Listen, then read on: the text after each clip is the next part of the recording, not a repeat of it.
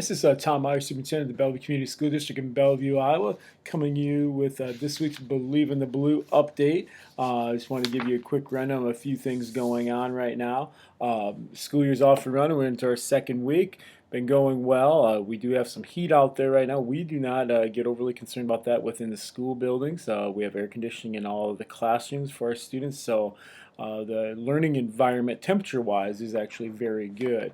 It was an investment that was made several years ago by the district. Some of those funds were taken from the PEPAL funds, that physical plant and equipment levy. So that's some valuable dollars going to work for our students and their learning that way. Few activities going on. We did have a Twilight cross country meet last evening. That was Tuesday evening.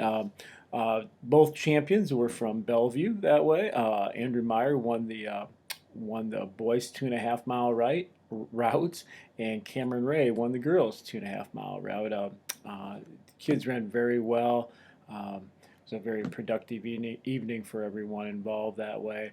Andrew Segala, Eli Witt, Griffin Benson, and Alex Reed all placed in the top 10. Andrew Segala was second and Eli Witt was third. In the girls division, as I said, Cameron Ray was first. Kaylin Miller ended up taking second place, and Katie Boxstead ended up taking fourth place. So very good outings that way.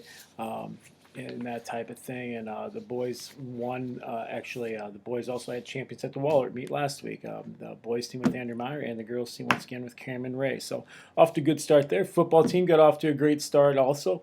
Last week on Friday night, they defeated Easton Valley 13-12. It was a little wet down there the second half, but the kids played well. We have a game this week on Friday night at home. That's varsity at 7 o'clock against Comanche. And this Thursday night, we actually have a home game as well, and that's a JV football game versus Comanche. And that start time has been moved back to 6:30. Partly because of the heat that way. We wanted to kind of wait till it got a little cooler out there, so 6:30 will be the beginning time for that game Thursday evening.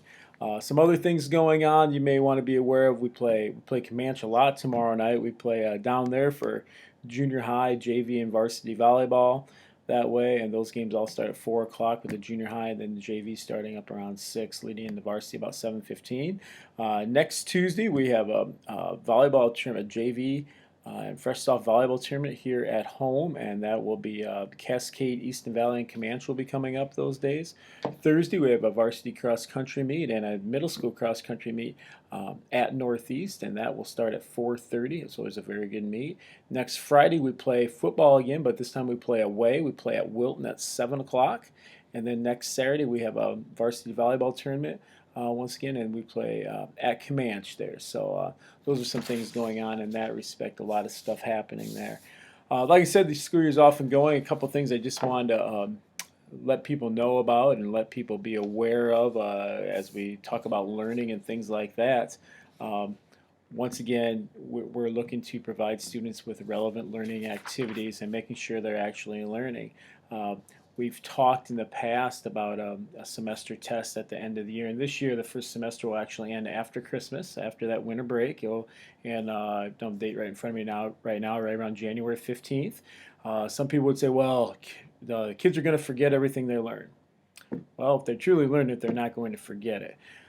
The take that we're trying to take here is that we're going to have them applying their learning once they come back from break for part of that time. So it's not a test. We may give some tests before Christmas, before that winter break, but ultimately coming back later on and then applying that learning. So if you're truly learning it, you're not going to forget it. Which brings up another point here.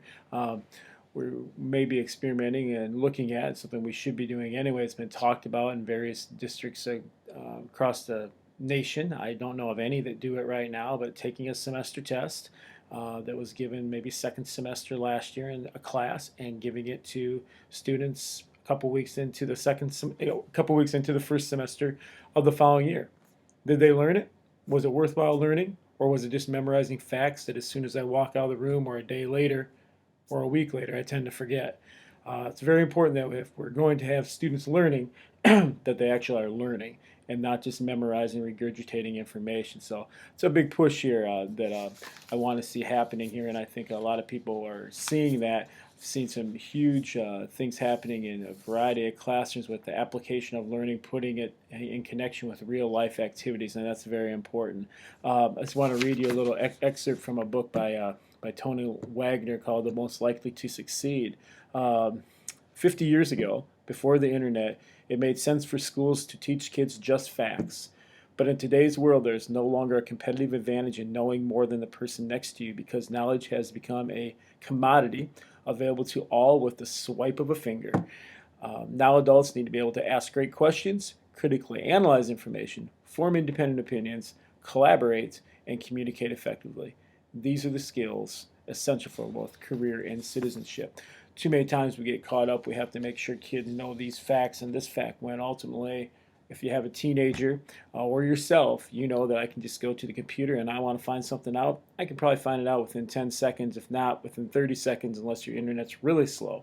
But you can find it out very quickly. So that's a key component here that we need to recognize. If I want facts, I can find facts. If I want to find some facts about NCAA football games this weekend, I can go on the internet site and I can find those games within a matter of seconds that way.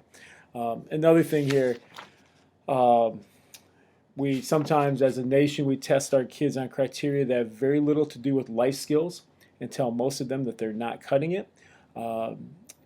We have to make sure that kids get a diploma, but we also make sure that diploma is including some relevant or engaging challenges during their years in school.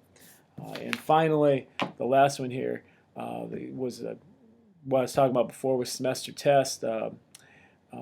If there were a study done here when kids were giving, not done here, but across the nation at a school, there's a study done in North Carolina. Students received an average of an 87% on a second semester final. They came back the following year, 2 or 3 weeks into the semester, they took the same final. Average score was 58%. So we need to make sure that we are providing students with learning, that they are truly learning and not just regurgitating information for us. So that's one of the keys here that we want to continue to provide and continue to strive for as we move forward. So once again, if anyone ever has any questions, anything like that, please let me know. A couple dates to be aware of as well. Monday is Labor Day. We have no school. September 16th, which is a Wednesday, it's actually 2 weeks from today, we have a 3-hour early dismissal for professional development for teachers and other staff members. So just so you're aware of that. But if you ever have any questions, ever want to stop by, please do so. We'd be more than happy to have you out here at any time. Once again, Tom Meyer, Bellevue Community School District Superintendent. Have a great day.